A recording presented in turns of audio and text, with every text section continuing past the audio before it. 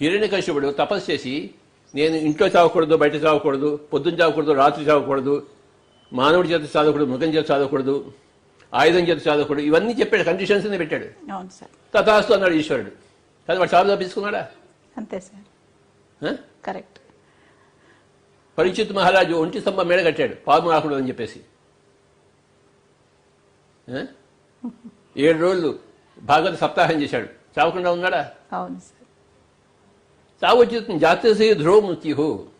నువ్వు పుట్టావంటే నువ్వు చావు తథ్యము.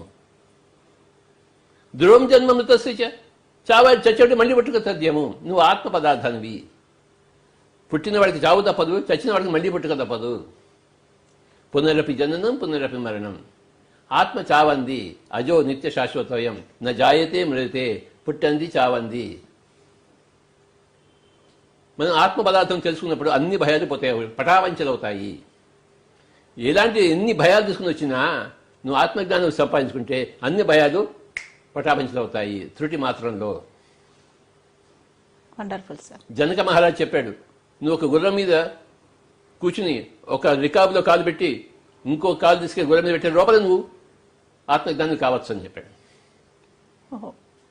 ఆత్మజ్ఞానం వస్తే మొత్తం భయాలన్నీ పటావంచలు అయిపోతాయి. నువ్వు ఒక పిరమిడ్ మాస్టర్గా విరాజిల్తావు.